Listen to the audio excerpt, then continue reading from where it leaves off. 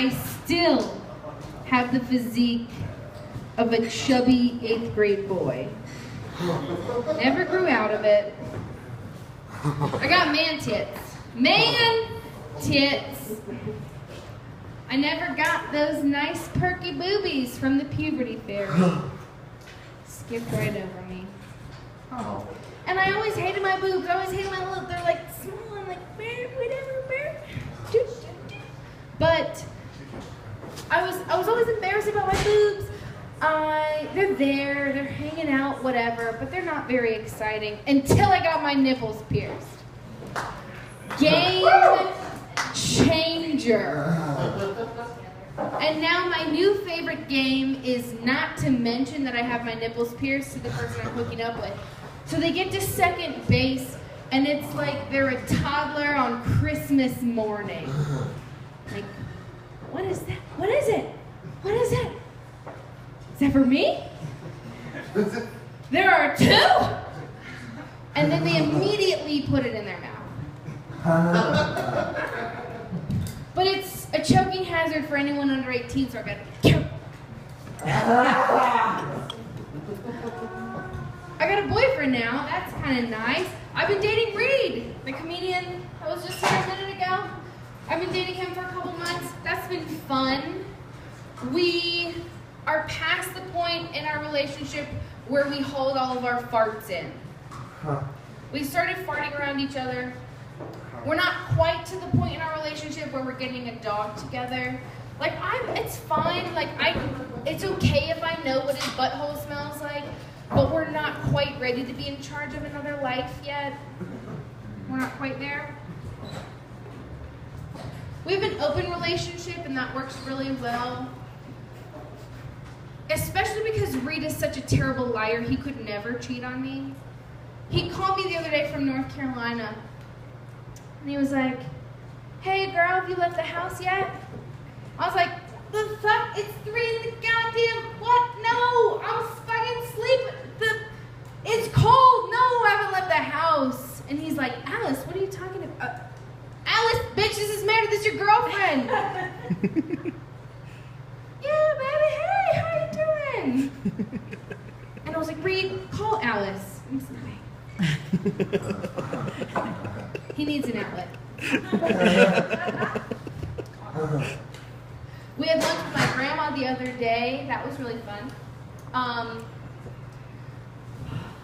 I was nervous going into it because my grandmother is a tiny Christian white lady from the South. You saw Reed. He's a comedian, which means he doesn't have a real job. He's got dreadlocks, he smokes mad weed, and he's black. So I didn't know how Grandma was going to take that. We're sitting down, we order some soup, we're talking, and then my sister comes up in conversation, and that was like the last straw. My sister's a lesbian, and like that was it. Grandma could not take anymore. She just goes, "It's just all right. It's just wrong." Every time I see it, I cringe. When I was a young girl in 1942, we knew what was proper, and we just did it. And Meredith, I swear to God, if you leave your spoon in your soup bowl again, I'm going to beat you over the head with it. You take the spoon out of the bowl, the spoon goes on the plate when you're done. Y'all are such a cute couple. Come on, let's take a selfie. And yes, it's past time your sister came out to the rest of the family. But I should have known Grandma was going to be cool with it. Like, by the end of the meal, she's telling us about how she got knocked up when she was 18 years old, and she started jumping off of tables. "Jumping off of tables, Grandma? Why?" And she goes, "It was 4 feet tall. I thought it would shake that thing loose." She was like, "I'm glad it didn't work, because 9 months later, your mom was born." Luckily, sex ed in North Carolina has not evolved. It was non-existent then, it's non-existent now. My mom was born, and here I am. My grandmother inspires me. She's equally inspiring and embarrassing. Like, my grandma gets more dick than me, and she has a fucking P.O. box. Like, we go to the bar, and more guys want to get her address than they want my, like, Tinder acceptance. And it's inspiring to watch my grandma juggle 3 boyfriends at a time, but also, like, toss me one. Come on, Grandma. She recently was diagnosed with colon cancer. She had a major surgery. She got one of those colostomy bags that your poop goes into. And it was inspiring to watch her go through that, and she was so strong through the whole thing.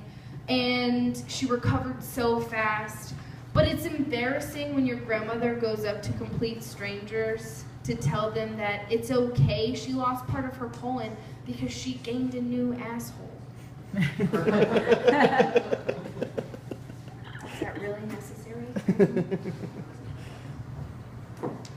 Oh, speaking of Tinder, I love Tinder. Tinder, I can get straight guys to do almost anything on Tinder.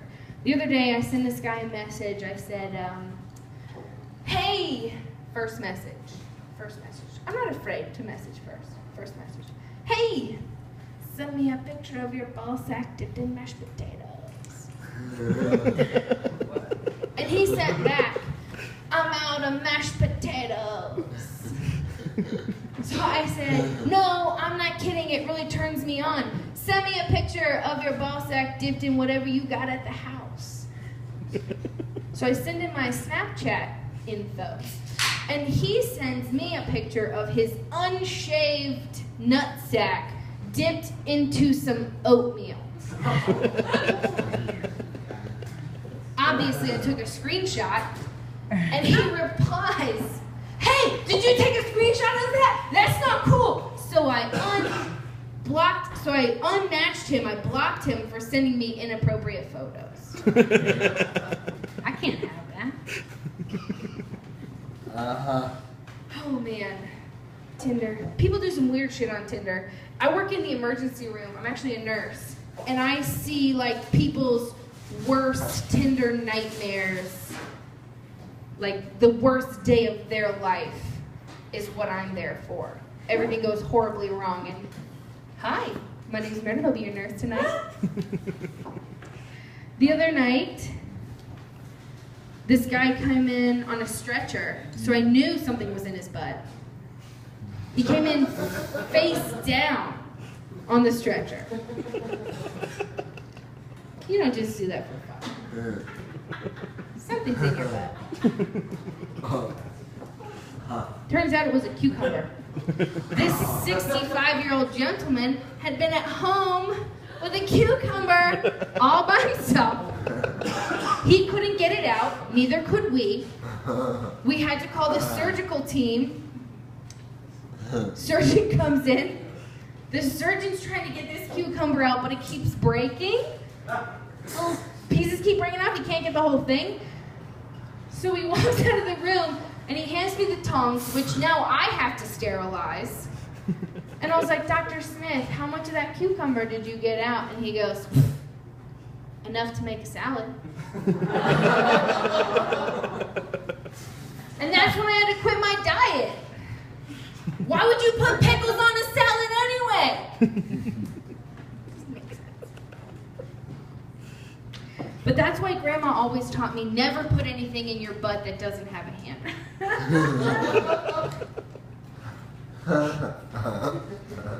Well, man, my job used to be really exciting.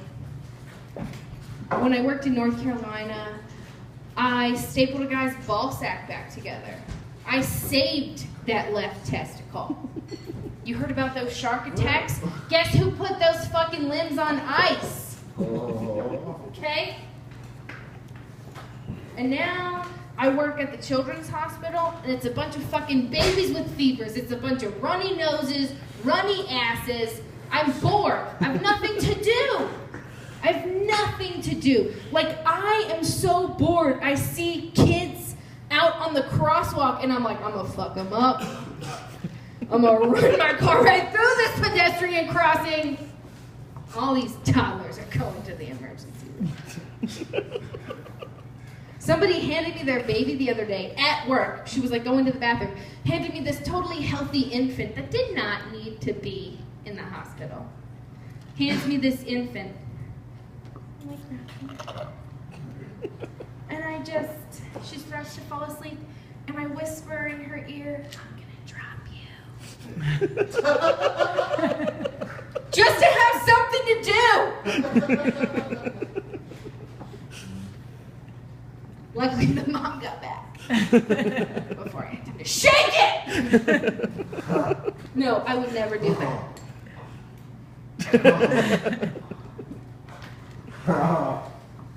Oh man, but I'm bored at work. I get in trouble when I'm bored. This little girl, I'm gonna leave you guys on this. Just imagine you're at work and a kid comes in and they bring their stuffed animal to support them. They want to leave home without their stuffed unicorn. So I'm trying to make everyone more comfortable. So I look down at this little kid and I'm like, oh, what's your unicorn's name, baby? What's your unicorn's name? And she goes, she's horny. Me too, bitch. Thanks for reminding me. That's it. My name's Meredith. Here's your host, Kyle Bertman.